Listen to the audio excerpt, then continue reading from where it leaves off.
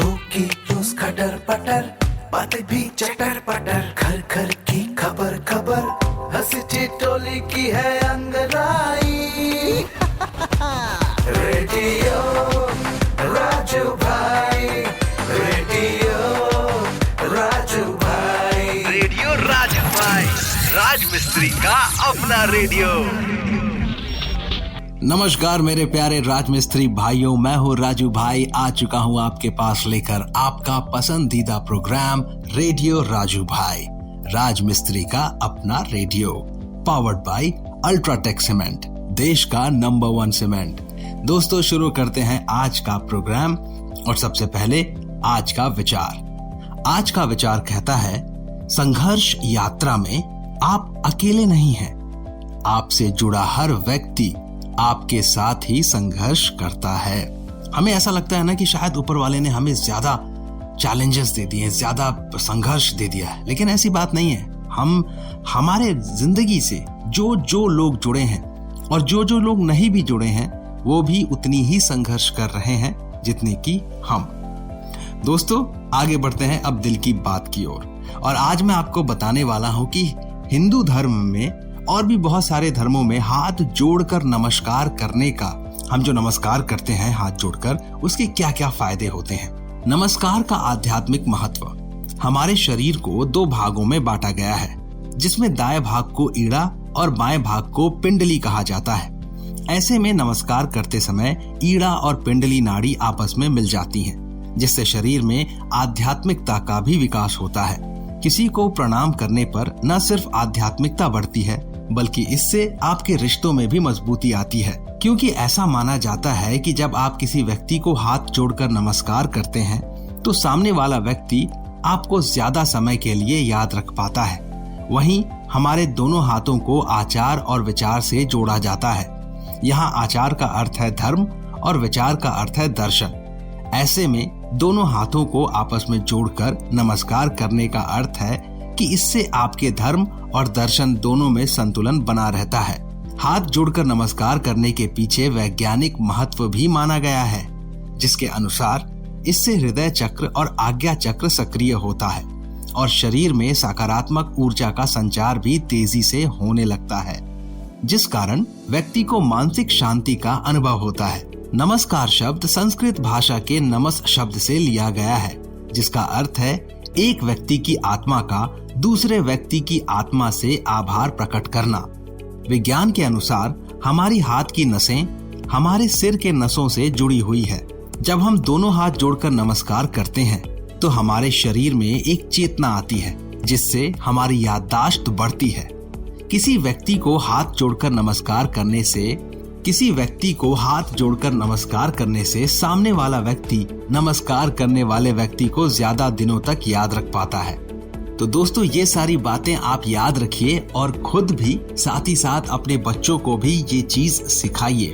किसी को भी अगर वो आदर के साथ प्रणाम करते हैं हाथ जोड़कर, तो इससे उनको भी बहुत लाभ होगा और उनके अंदर भी संस्कार की वृद्धि होगी और बड़ों का आशीर्वाद भी मिलेगा। तो दोस्तों, ये थी दिल की बात।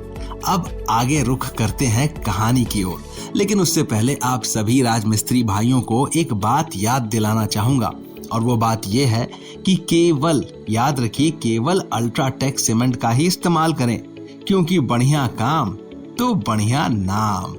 अब दोस्तों, रुख करते हैं कहानी की ओर। शो का अगला पड़ाव है और आज की कहानी का शीर्षक है ईमानदारी। विकी अपने स्कूल में होने वाले स्वतंत्रता दिवस समारोह को लेकर बहुत उत्साहित था। वह भी परेड में हिस्सा ले रहा था। दूसरे दिन वह एकदम सुबह जग गया, लेकिन घर में अजीब सी शांति थी। वह दादी के कमरे में गया, लेकिन वह दिखाई नहीं पड़ी। माँ, दादी जी कहाँ हैं? उसने पूछा। रात को वह बहुत बीमार हो गई थी। तुम्हारे पिताजी उन्हें अस्पताल ले गए थे। वह अभी भी वहीं हैं। उनकी हालत काफी खराब है।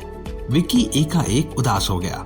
उसकी माँ ने पूछा, क्या तुम मेरे साथ दादी जी को देखने चलोगे? 4 बजे मैं अस्पताल जा रही हूँ। विकी अपनी दादी को बहुत प्यार करता था। उसने तुरंत कहा, हाँ, मैं आपके साथ चलूंगा। वह स्कूल और स्वतंत्रता दिवस के समारोह के बारे में सब कुछ भूल गया। स्कूल में स्वतंत्रता दिवस समारोह बहुत अच्छी तरह संपन्न हो गया। लेकिन प्राचार्य खुश नहीं थे। उन्होंने ध्यान दिया कि बहुत से छात्र आज अनुपस्थित हैं। उन्होंने दूसरे दिन सभी अध्यापकों को बुलाया और कहा, मुझे उन विद्यार्थियों के नामों की सूची चाहिए जो समारोह के दिन अनुपस्थित थे। आधे घंटे के अंदर सभी कक्षाओं के विद्यार्थियों की सूची उनकी मेज पर रखी थी।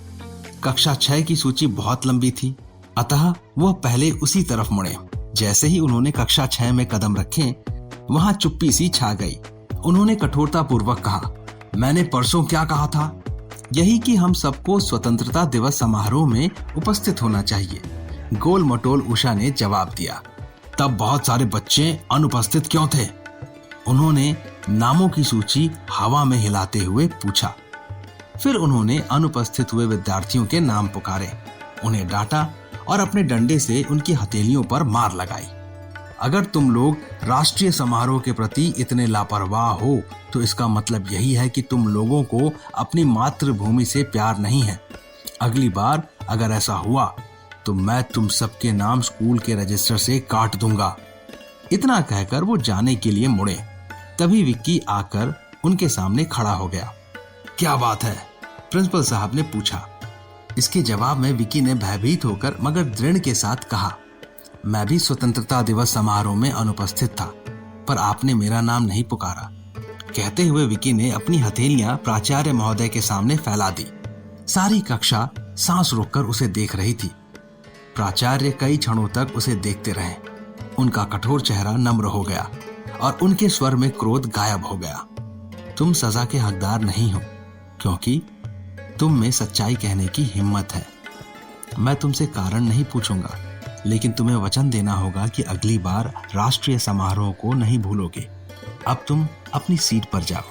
प्रिंसिपल महोदय ने विक्की को प्यार से कहा और बाद में सभी बच्चों को एक बात बताई कि देखो बेटा, विक्की चाहता तो वो चुप रह सकता था और बच सकता था, लेकिन उसके अंदर सच बताने की हिम्मत है। इसीलिए आप जीवन में जो कुछ भी करो, लेकिन सच का सामना जरूर करना। इस बात से सभी बच्चे प्रसन्न हुए कि उन्हें एक बहुत बड़ी सीख मिली विक्की के द्वारा। तो दोस्तों, ये थी आज की कहानी और कहानी की सीख है कि हमेशा ईमानदारी से पेश आए। यही एकमात्र एक ऐसा तरीका है जो आपको उन्नति की ओर ले जाएगा। दोस्तों, अब मैं लेने वाला हूं आप सभी से इजाजत, लेकिन उससे पहले मैं आपको एक रोचक तथ्य जरूर बताऊंगा। दोस्तों, क्या आप जानते हैं कि ये जो टिड्डे होते हैं, इनकी कान कहाँ होती है?